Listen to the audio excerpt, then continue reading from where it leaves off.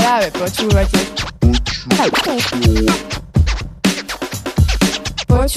Show Up Podcast. Doma často počúvame, že za všetko môžu telefóny, že kvôli nim sme chorí a všetko proste za všetko môžu telefóny. A sú naozaj sociálne siete tak veľkou hrozbou pre duševné zdravie mladých ľudí? Áno. Všetci poznáme ten moment, keď o polnoci namiesto spánku hodiny scrollujeme videá. Čo sa mi tie algoritmy robia, že sme proti ním takí bezpradní? Neviem, čo bude ďalšie videjko. Čo keď to ďalšie videjko bude úplne pongové? Čo keď bude peckové? To musím poslať potom Simonke, Helenke. Musím to poslať, proste. To čo je za reelsko? Proste musím to poslať. Je úplne v pohode, ak tam to scrollovanie ide. Vidíme, ako reagujú iní ľudia, vidíme, ako nami možno tí niektorí ľudia manipulujú, pretože nie je nič, čo nahradí tú krásnu blízkosť medzi nami, medzi ľuďmi, to teplo vlastne ľudské. Každý pozná rána, kedy sa mu proste jednoducho povesť nechce stávať, a nie to ešte do školy. Ak by existoval nejaký liek, ktorý by nám do mozgu dal motiváciu, prepisovali by si ho, že ako... Prečo nás veľké ciele tak paralýzujú? A musia mať život kompletne upratá až pred zasiadkou, alebo je úplne v pohode? Dobre, teraz prejdeme k téme, ktorú naši rodičia doma otvárajú najradšej, ale my ju prežívame úplne inak. Obrazovky a online svet.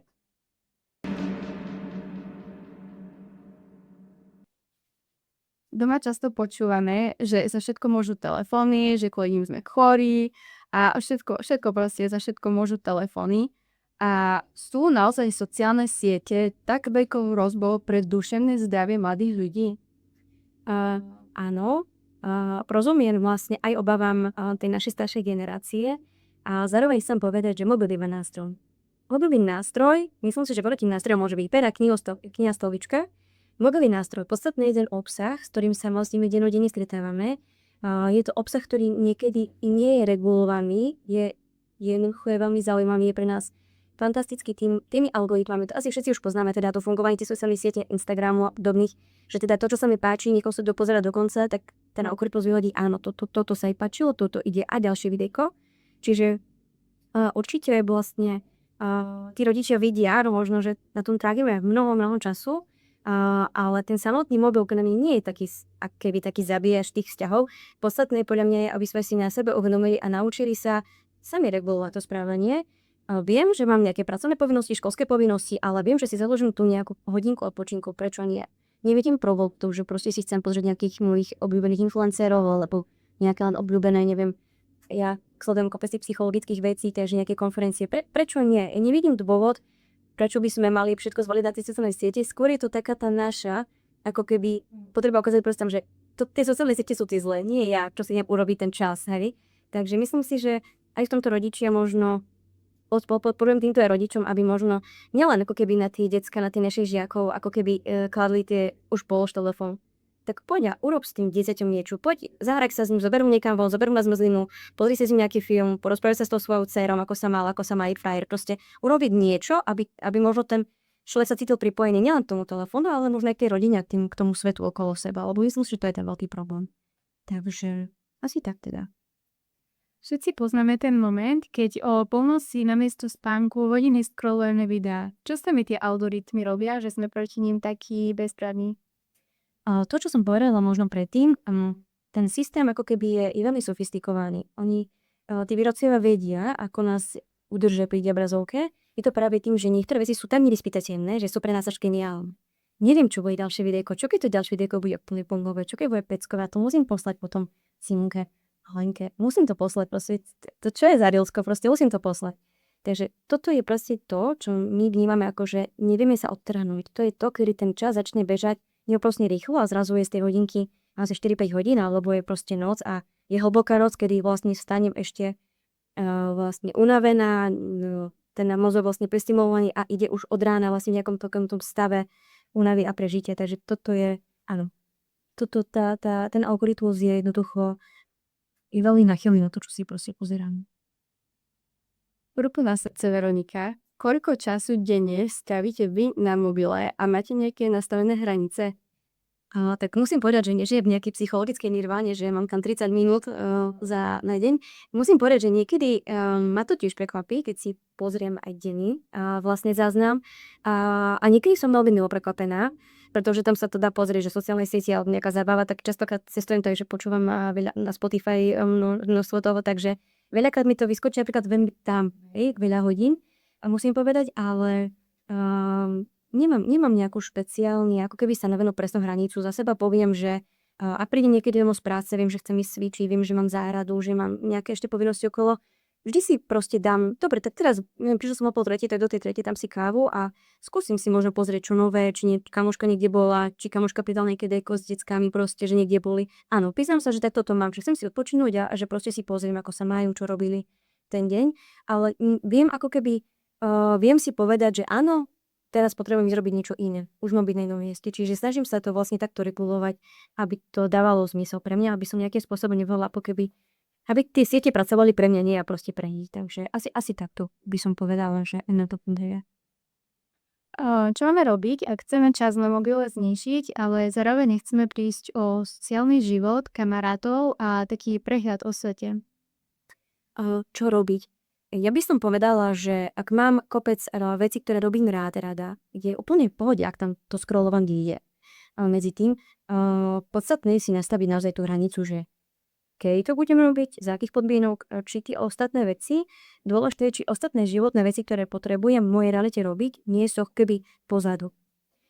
To znamená, že či mám pratané naozaj, nie preto, že to rodičia vyžadujú, pretože nie je to nejaká súčasť môjho života. Či som napríklad naučená, alebo či mám len prehľad o tom, čo ma na 3 dní v škole čaká. Či mám prehľad, čo potrebujem možno pomôcť mama, alebo co v záhrade, v byte, niečo popraté, možno pomôcť bratovi s niečím, alebo som sa slúbila s kamoškou, že pôjdeme kúpiť šaty na Stužkovú, pozrieť po meste. Čiže aby nejakým spôsobom neobmedzovalo moje bežné fungovanie, to scrollovanie. Čiže ja by som to možno takto pozbudila, aby to nebol zase strašiak, lebo je to určite pekná vec byť takto v kontakte s novými ľuďmi, situáciami a s novými vecami. Postrieť sa naši telefónu, ale vedieť tú zdravú hranicu, vedieť si povedať, že slúž ty mne, nie ja tebe. Veľa ľudí, hlavne starších ľudí, tvrdí, že sociálne siete nám ako keby zobrali tú schopnosť komunikovať medzi sebou mladí. Vnímate to aj vy vo svojej praxi? Určite áno a veľmi s tým súhlasím, že udiala sa nám taká zaujímavá vec, že tým, že čo nám poskytne telefón. Ak mi napíše kamoška správnu celú vlastne obrazovku, sa to svieti, čo mám vlastne oproti tomu, keď sa odprávam teraz rány? Mám možnosť sa rozhodnúť, čo jej odpíšem. Dáva to priestor na tú odpoveď. Čo sa týka komunikácie tvárou tvár, my musíme reagovať okamžite. Toto je podľa mňa veľký problém v tom, že keď dokážeme reagovať okamžite, rastieme v tom osobnosti. Vidíme, ako sa konflikty riešia, vidíme možno, ako sa neriešia, vidíme, ako reagujú iní ľudia, vidíme, ako nami možno tí niektorí ľudia manipulujú, pretože vidíme aj ich reč tela. Pri správe to nevidíme, ako sa ten človek tváril, keď mi písal, že áno, je mi to ľúto, možno to ľúto naozaj nie je. Áno, mrzí ma to, že ti to stalo, že ťa nechal priateľ, alebo že ti sa tak vážne pohádali. Možno o tom dávno vedel, že sa pohádame, hej, že sú to veci, ktoré v tej chvíľke možno nevieme ako keby cez tú obrazovku odčítať. A práve preto je dôležité, aby sme možno pestovali tie vzťahy aj tvárou v tvár a nezabudali na to, že ako keby nezamieniali si tú popularitu za tú blízkosť. Že to, čo je populárne na Instagrame, na tých sociálnych sieťach, na Facebooku, nie je nič, čo nahradí tú krásnu blízkosť medzi nami, medzi ľuďmi, to teplo vlastne ľudské. Posledný blok je o tom motore, ktorý nám tak študentom tak často zdochýna, a to je motivácia. Každý pozná rána, kedy sa mu proste jednoducho povedzne chce stávať a nie to ešte do školy. A ako rozpoznať obyčajnú únavu od vyhorenia alebo vážnejšieho problému? Ja by som to povedala z praxe tak, že rozdiel medzi lenivosťou a únavou, teda tým takým až vyčerpaním, takým vyhorením je jednoduchý. Keď som lenivá, ja mám energiu, ale ja ju vedome nechcem investovať. Ale ak som vyhorená, možno ak som unavená, psychicky vyčerpaná, ja by som veľmi chcela, ale nemôžem. Nemám tam tie zdroje, nemám energiu, vlastne nedokážem ako keby ani možno až vstať z tej postele. Naozaj je to nejaká taká, predstavme si nejaký reálny obrazok, človeka, ktorý leží a má naozaj takú obrovskú búru železnú na nohe. Čiže to je taký hlavný rozdiel, že ja som si vedomá tomu, že toto nerobím vedome. Proste dnes sa mi nechce dnes na to kašľam, úplne vedome na to kašľam, ale pri takomto vlastne stave vyhrení je veľmi závažné, ak toto ide do štádia, ak už nevlázeme možno robiť bežné úkony, či už sa aj zosprchovať, alebo to už taký extrém, ale povedzme aj ísť do sprchy, alebo sa odlíčiť, alebo sa vôbec nalíčiť, je pre niekoho hrozne náročné a až niekedy nemožné. Čiže v tomto prípade už je to naozaj veľký problém a stojí za to sa pýtať, kde sa stala chyba v tom systéme a ako ju teda čím rýchlejšie napraviť. Ak by existoval nejaký liek, ktorý by nám do mozgu dal motiváciu, prepisovali by ste ho žiakom? Musím povedať, že ak by existovala tabletka na motiváciu, tak by sa predala už pred predají, podľa mňa. A chcem povedať, že ono to podľa mňa, ako môjho názoru osobne, nezačína to motiváciou. A poviem tu jednoduchý príklad. Ak chcem začať cvičiť, tak podľa mňa nestačí byť motivovaný, že ja vidím všetky tie krásne videjka na Instagrame, krásne tela, je leto, všetko na nás to všade číha, všetky možno lavečky na nás číhajú rôzne. Nestačí podľa mňa, keď to chcem, lebo ja to chcem z gauča, možno zo stoličky, možno keď jem hamburger, aj keď milujem hamburgery, no ale proste nestačí to. Potrebujem ako keby urobiť prvý krok. V tej chvíli, keď urobím prvý krok, vedomé, náš mozog naučí to, wow, my sme to dokázali, mám na to stroj, mám na to energiu, som šikovná, ja to dokážem. Tam prichádza motivácia, čiže aby možno podporiť tak aj našich vlastne žiakov, ale nielen žiakov aj mladých, ale aj nás všetkých, že a vie, čo chcem urobiť, urob to teraz, keď nie teraz, urobme to a potom vlastne príde tá motivácia, že vlastne ja môžem týmto spôsobom dôjsť až niekam ďaleko. Čiže toto je pre mňa veľký rozdiel. Je potrebné ostať proste aktivovaný. Keď už to začnem, tak nielen motivovaný, ale ostať v tom, že chcem niečo zmeniť naozaj v tom svojom živote hlbším. My niekedy máme strašne veľa úloh na nás, či už budú písomky, bude sa skúšať, treba urobiť projekty a často ani nevieme, kde začať a nakoniec radšej budeme 3 hodiny sedieť, než aby sme vôbec začali niečo robiť, to že nakoniec to vôbec ani neurobíme.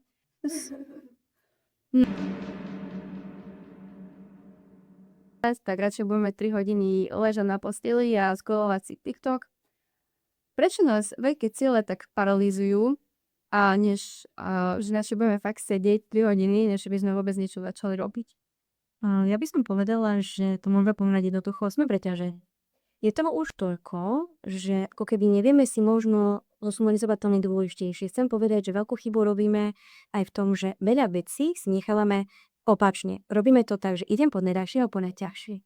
Veľký problém a častokrát sú to maličkosti. Urobme to tak, že poď po najťažšie a po najľahšie a vtedy vlastne sa ako keby vidíme na sebe tezovať k tej motivácii. Vidím, že som už to najťažšie dala. Toto už bude easy. To už bude easy win toto. To už len doťuknem pol strany, alebo možno hodinka je to hotovo. Čiže to, že sa preťažený, niekedy neznamená, že sme neschopní, že nie som schopná to urobiť, alebo otvorí dvere mama a ma vidí v tej istej polohe pred 2 hodinami. Nie som neschopná, ja som tak preťažená, že ja jednoducho už začínajú vlastne tam tie emócie pracovať, začína tam byť nejaký stres, možno nejaká panika, že zase o 2 hodiny menej, už je toho veľa. Už toto je s ním, takže už toto sa učiť nebudem, budem sa učiť len na tento predmet, alebo ešte musím ísť toto dokončiť, toto prekopírovať, toto poslať seminárku. Čiže som tak preťažená, že niekedy už je ťažké si určiť prioritu, je ťažké z toho vôbec sa naštartovať do tej priority a urobiť aspoň niečo, takže nie sme neschopní, sme prosto preťažení a v tú chvíľu ja stále hovorím aj svojim žiakom, že proste dajte si ten čas na odpočinok. Ale nemyslím na odpočinok taký, že teraz naozaj si ľahnem a budem sa len prestimulovať ničím iným, treba s tým telefónom, aj keď to je forma odpočinku, ale možno ten mozog potrebuje nejak nájsť si nejakú aktivitu, kde budem proste v pokoji sama so sebou niečo. Čo sme v dnešnej dobe veľmi málo, keďže na nás všade niečo číha nejaká povinnosť. Takže asi takto. Čo by ste poradili žiakom, že keď dostanú zlú známku, ako by sa s tým mali vysporiadať? Musím povedať, že tie zlé známky, teraz môže sa blíži koniec roka, tak je to citeľné, to napätie. Vidím na chodbách, teda, že sa naši decká učia, že teda chodia so zošitami a vidím, že si opakujú vzorce a všetky tieto veci. Musím povedať, že vždy, keď to vidím, sa vrátim do svojich tých čias, keď som sa takto pripravovala ja a musím povedať, že áno. Známka neznamená, že som to ja. Jednoducho, to, že dnes to nevyšlo, aj keď som sa pripravovala, nerobí zo mňa horšieho človeka, ani zo mňa nerobí zlého človeka. A najhoršie možno, čo ja by som možno rada spomenula, aj čo sa nám deje, čo vidíme, že niektorí naši žiaci majú ako keby pocit, že keď mám dobré známky, som dobré dieťa pre rodičov. A častokrát rodičia majú, až by som povedala, neuveriteľné očakávanie tých detí. Nevedia možno, pritom ani nevedia možno, že tá matematika nejde preto, lebo to logické myslenie nemá tak rozvinuté, je skôr kreatívne zamerané to dieťa. A v tomto vidím veľký problém, že tí rodičia majú veľké očakávania, kladú vysoké nároky a problém sa stáva vtedy, ak to dieťa, ten žiak si povie, OK, mám dobré známky, som dobrý, mám zlé známky, som zlý. Čiže v tomto nastavení máme niektorých žiakov a ten tlak, ako keby ich posúval len ten výkon. Je to deštruktívne. Jednak pre tú detskú myseľ, tú myseľ detskú, hovorím detskú, lebo tak stále sme v nejakom takom veku, ale je to podľa mňa deštruktívne v tom, že ten žiak si prestáva veriť. Je tam nízke sebahodnotenie. Je naozaj také všetko ide to uzať, len to učenie. Potom častokrát počúvam od spolužiakov, že to bifňala sa furt učí. A prvá, čo povie, dostala som minútku, aj vysmiate, dostane dvojku, a už je problém. Čo má dvojku, nech sa teší. Nevie sa tešiť, lebo je presvedčenie je také, že jednoducho mám dvojku, už nespĺňam tie kritériá možno pre rodičov a tí rodičia si to často možno tými nejakými mikrovecami, ktoré rozprávajú tým deckám, ani neuvedomujú, že to povedia, že vlastne im dávajú najavo, že nie je dostatočne dobre to naše dieťa.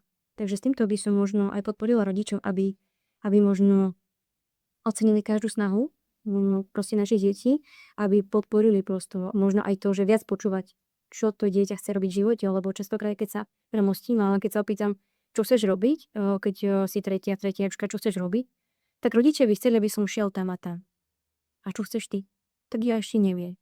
Čiže v tomto možno podporiť rodičov, aby možno viac počúvali tie svoje decka, aby sa naozaj chytali, po čom túžiš, čo robíš rád, čo naopak nerobíš rád. Keď ak mám dieťa, ktoré sa mi ťažko učiť teraz filozofiu, prečo ma tlačí na tú filozofickú alebo na nejakú právnickú fakultu, keď viem, že má problémy nejaké s pamäťou, alebo tá pamäť neslúži tak dobre.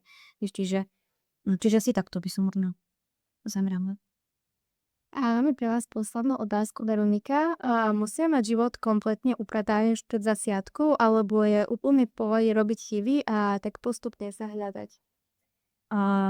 Áno, asi viem, kam mierite. Ono to na nás všade číha, na Instagrame to číha, na Facebooku to číha, všetci tí mladí influenceri, tie rôzne startupy, že všetci sú takí už uprataní, krásni, vymodelkovaní. Nie je to úplne bežné. A možno je dôležité si uvedomiť, že vidíme možno aj z ich strany, z ich životov len to je to percento. To je to najkrajšie percento, ale nevidíme možno za tú cestu, ktorou tam došli. Takisto možno tie naše, možno to nie je úplne na takéto oslavu, až že to hodí na storku, že teda dostala som vedku z tej biológie, ale ja keď som sa na tú biológiu pripravovala celý týždeň, posunula som všetky svoje nejaké plány, nejaké svoje záujmy, zaľúby, priateľa, priateľku alebo kamošov proste bokom, aby som sa na to pripravila. Je to krásny úspech, že som tú známku dostala, hej, že možno zabudeme na to, že my sme vlastne svojím spôsobom všetci dokonali tej svojej proste osobitosti a nemusíme sa vlastne porovnávať s tým 1% tých krásnych vecí, ktoré vidíme, že sú niekedy až možno príliš dokonalé. A áno, bažíme po tej dokonalosti, ale neodráža, ako keby neodráža v nás to naše, čo my budeme možno žiť, tú našu realitu. Ďakujem vám, Veronika, za vaše odpovede, za váš čas. Myslím, že ste nám a našim poslucháčom, ktorí počúvajú práve teraz, ušetrili minimálne 3 hodiny u terapeuta a terapii. A hej, bolo upokojujúce počuť, že tie naše stavy prokrastinácie a skloľovania sú vlastne úplne normálne. Ak ste doteraz mali pocit, že ste jediný, kto namiesto učenia radšej uteká von, hľadí do steny alebo zo zúfalstva umýva riad, nie ste v tom sami. Sme v tom spolu a sme šova. Majte pekný zvyšok týždňa. Nezabúdajte občas vypnúť dáta, odložiť tú prázdnotu na displeji a buďte k sebe kamoši. Ahojte.